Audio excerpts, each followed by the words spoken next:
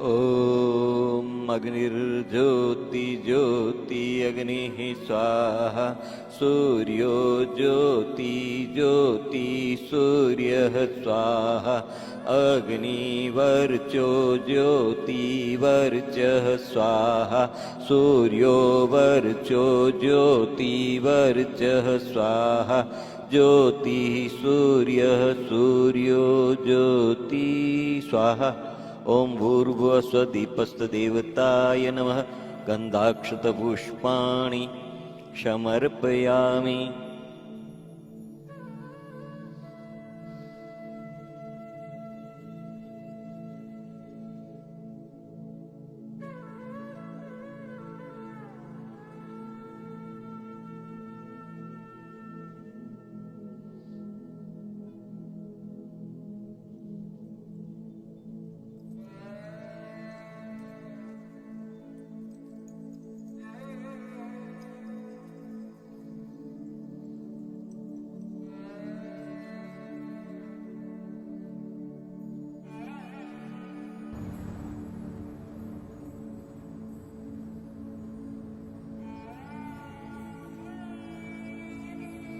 ततो नमस्कारं करोमि।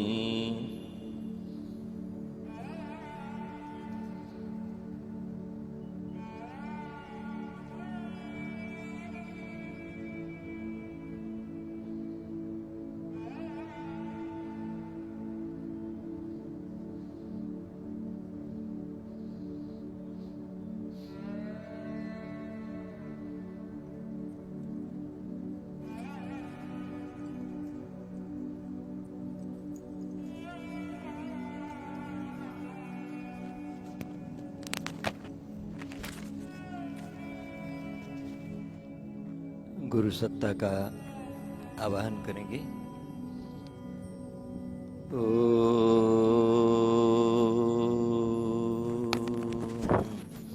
गुरुर्ब्रह्मा गुरुर्विष्णु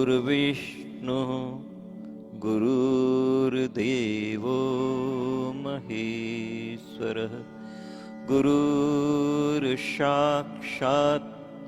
परब्रह्म तस्मै श्री गुरवे नमः। तस्मै श्री गुरवे नमः। तस्मै श्री गुरवे नमः। आप सभी की ओर से मैं गुरु सत्ता से निवेदन करता हूँ, प्रार्थना करता हूँ। गुरुदेव कृपया अमृत बरसाइए।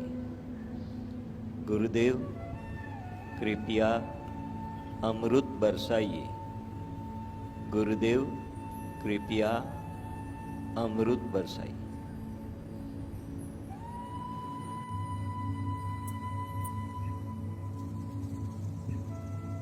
सभी साईं भक्तों को मेरा नमस्कार।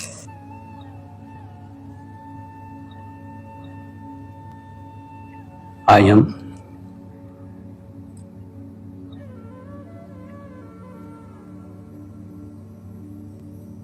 साईं बाबा समाधि के शताब्दी वर्ष के उपलक्ष्य में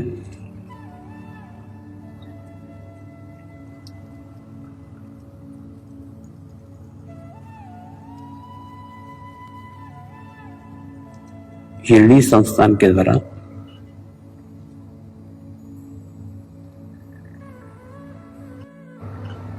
समर्पण ध्यान का महाशिविर होने वाला है, उसके लिए एकत्र हुए।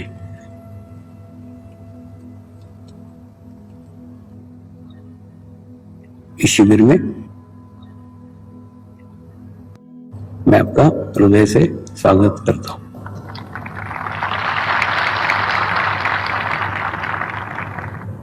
साईं शब्द का अर्थ है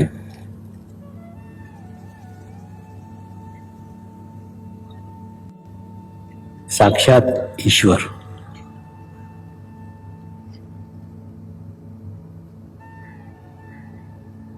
और साक्षात ईश्वर कल भी था, आज भी है और कल भी रहेगा। इसलिए आप सबके बीच, आपके सबके हृदय में बसे हुए साईं को नमस्कार करके आज के कार्यक्रम की शुरुआत कर रहा हूं। आज के कार्यक्रम की शुरुआत 7 राज्यों के एक कहानी से करने जा रहे हैं।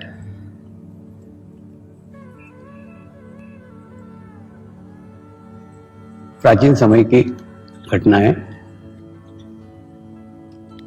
7 छोटे छोटे आइलैंड थे। उन 7 छोटे छोटे आइलैंड पे 7 छोटे छोटे राज्य थे और 7 राज्यों की अपनी अपनी सीमा थी। 7 राज्यों के अपने अपने कानून थे।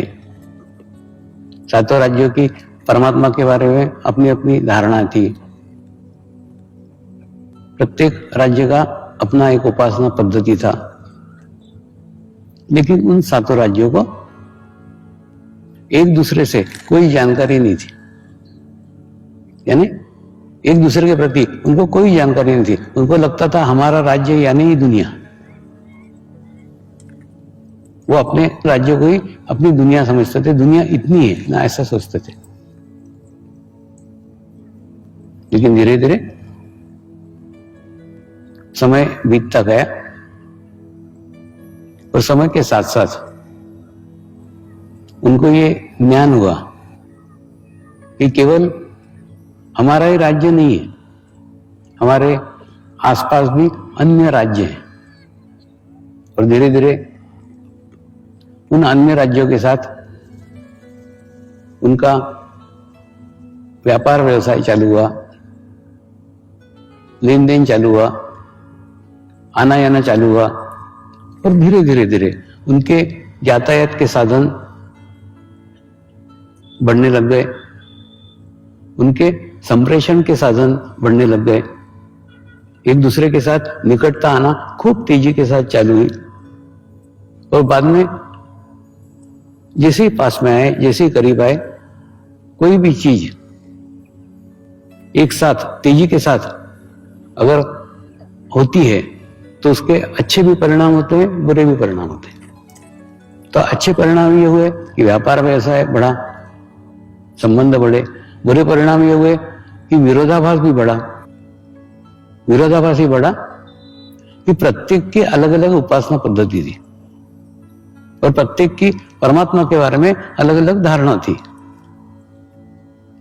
परमात्मा, धर्म, ये विषय बहुत संवेदनशील है और उसी भावनात्मक विषय के कारण उनके आपस के अंदर झगड़े चालू हुए, आपस के अंदर विवाद चालू हो गए, आपस के अंदर युद्ध शुरू हुए।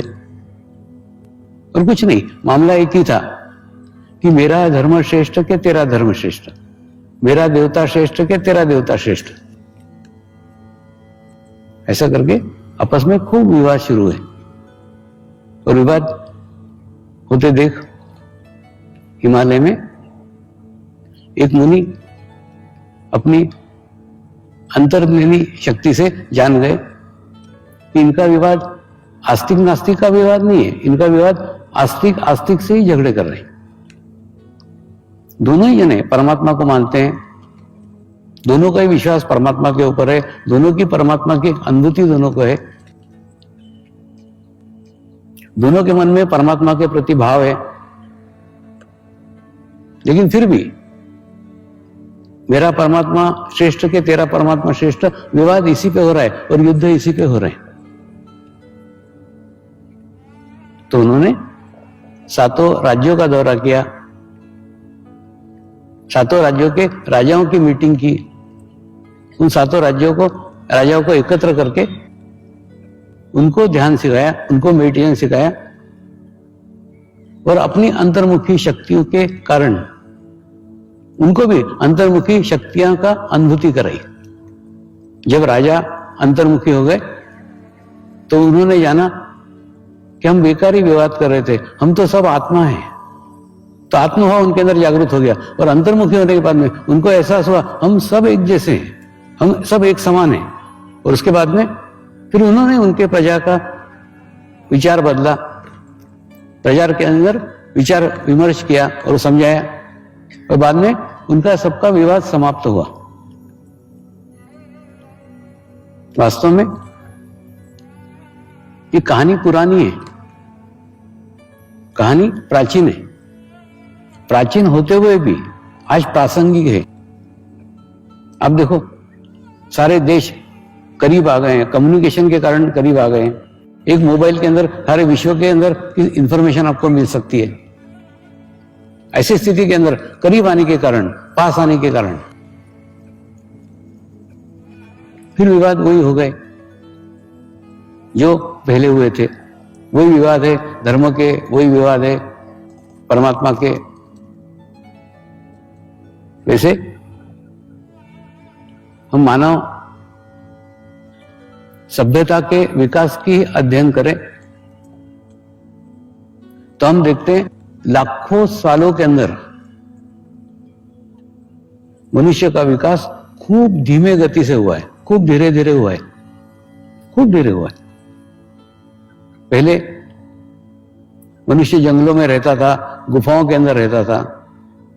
कई सालों तक अग्नि की भी जानकारी नहीं थी, बाद में अग्नि की जानकारी हुई, अग्नि का उपयोग मालूम हुआ।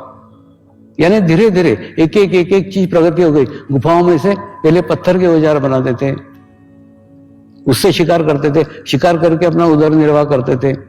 धीरे धीरे खेती करना सीख लिया। यानी मनुष्य का विकास एकदम खूब धीमे गति से हुआ है। लेकिन उन्हीं में से कुछ लोग